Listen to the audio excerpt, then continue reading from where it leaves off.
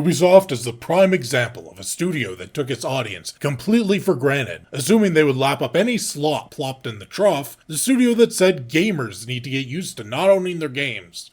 The studio that has repeatedly taken away access from games like The Crew, the studio that embraced microtransactions, multi-tier deluxe editions, full-price games with cut content that is sold later. They didn't just put in NFT games, they had an entire service for it, and their studio behavior was just as vile, with Ubisoft known for having one of the worst harassment scandals and birthing half the destructive discriminatory practices and consulting corporations which ravaged the industry.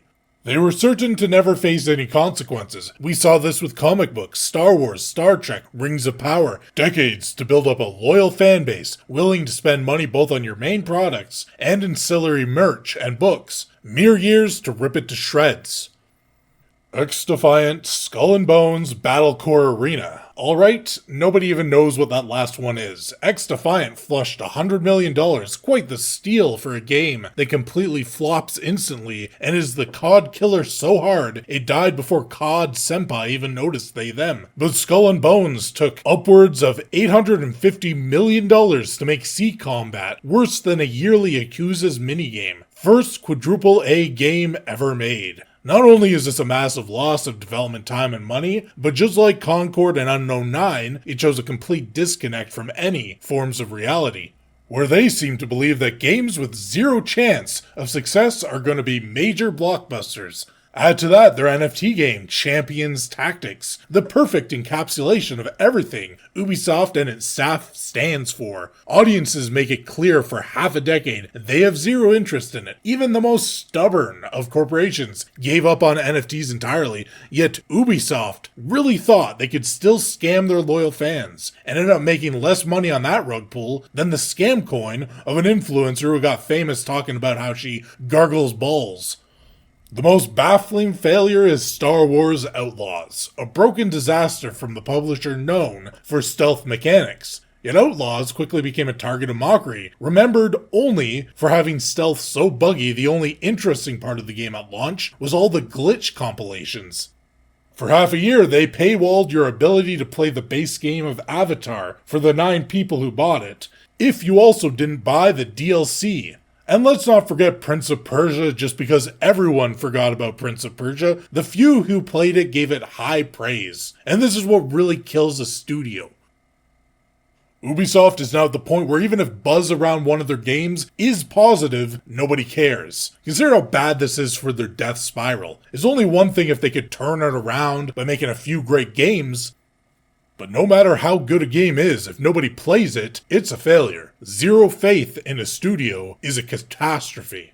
But it can always get worse. AC Shadows has been leaked. Now, of course, they're striking any details or footage of it, but it's basically as mid can get. Not as bad as some expect, not as good as Ubisoft needs. Yet how does this happen? There's a serious logistics problem to get your entire game, and not just any game, but one that is the future of your studio, leaked a month before launch. Now, Assassin's Creed is their foundational game, yet this one is mired in controversy. Every step along the way it has been disrespectful to Japan where it is set. Now, it is important to show respect to the game's cultural location.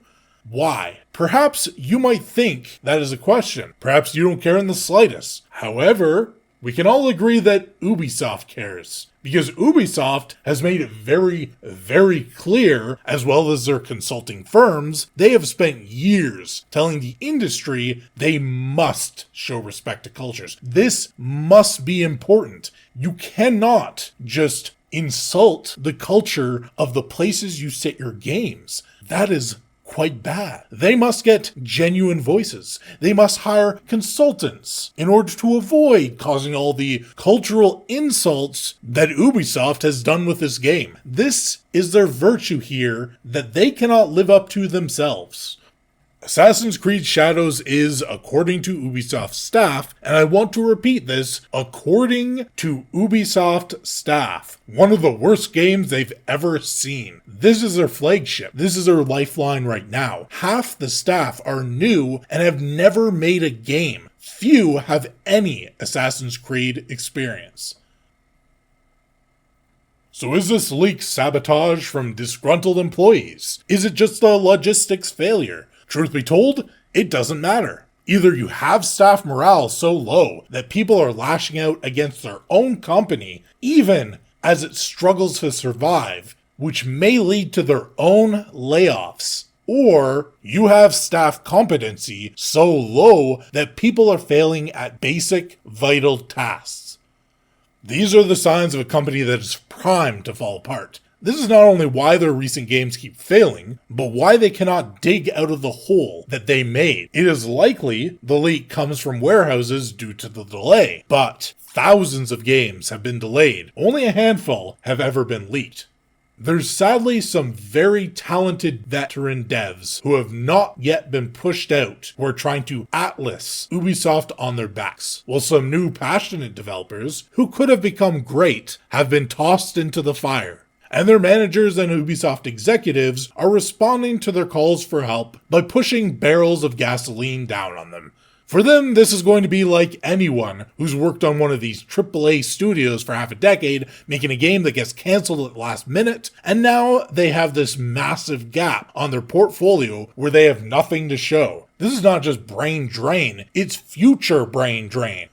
The only man who can save Japan from Oda Nobunaga's reign is the legendary Black Samurai. They altered history using Wikipedia, journalists, and a white historian's fan fiction, which references itself for evidence to try and fool everyone into thinking this guy who was in Japan for maybe a year ended up being a fully fledged samurai. Ubisoft skipped the Tokyo Game Show right before the release of AC Shadows. Why would you drop out of the promotional event for the country your game is set in, despite regularly claiming they needed consultants and DEI hires to be authentic, and despite Ubisoft being one of the most focused on cultural sensitivity and fighting cultural colonization and appropriation? They were putting Chinese buildings in the game. They got seasons and village layouts completely wrong. They have disrespected multiple shrines and religious sites, which they do not even have permission to use or desecrate. But they aren't just boondoggling their in-game appropriation. Right before the delay, they were caught faking authentic Japanese relics by just buying stuff off Amazon for their convention displays. They're including Taiwan bubble tea in the collector's edition since, remember, this is a rich Western white girl corporation and all Asians look the same to them. They have Yasuke, the Black Samurai, destroying the one-legged Torii Gate since desecrating sacred sites is basically the one thing they want you to know that he did. On top of this being a religious symbol in general, this is the symbol of the atomic bombing of World War II.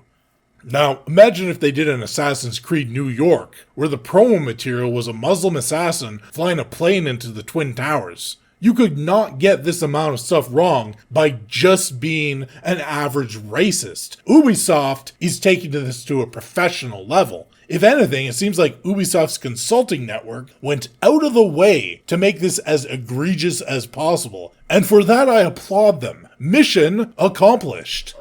Shadows is quite literally their make or break moment, and they have spent years putting up so many roadblocks, it would take a miracle for this to make up for everything they botched last year. They've stunted their studio with discriminatory requirements. They've stunted their storytelling with ideology and anti-gamer sentiments. And they've stunted their game development capabilities with assembly line creativity. This is the Western AAA shared experience. Manipulation, threats of blacklisting, so many won't speak out or even realize they were forced out of their roles in companies. Ubisoft is the champion of this. They replaced a studio that used to make masterpieces known throughout the industry, and now nobody can even make a game comparable to what they made 2 console gens ago. Off the training factory assembled newbies with a shallow pool of functional knowledge, they have the capacity to create a product, but they do not know how to craft entertainment. Ubisoft has birthed most of the awful consulting firms working behind the scenes to ruin gaming for everyone. Their words, not mine. They are known for slopification. Their awful UI and quest systems are memes at this point. They went all out on NFTs, microtransactions, multiple digital tiers in single-player games. Behind the scenes, they could have been best known for their exploitative and assault-based studio behavior, if not for Blizzard taking that crown from them. And there is really nothing left for them beyond the memory of IPs that were once good. This is a studio in crisis. Even investors are pissed, accusing the owners of intentionally tanking the company because they want to sell it to Tencent for pennies. So, does Ubisoft pick the honorable Sudoku of going out in a bit of a respectful way? Or are they going to be going out shitting and pissing themselves in their own ideological vomit, disgraced and pathetic, while their media-ass puppets scream at the gaming audience they openly hate? Or will their company be donated wholesale or in parts, where they will be farmed for mobile, skins and gacha, putting their name on slot machines like Konami, each and every IP they have thrown to a different part of the world, to a different company like an Embracer or a Tencent, where most of them will be forgotten, and some of them will be nothing more than a toy or a method to make a little bit of money off of some microtransactions.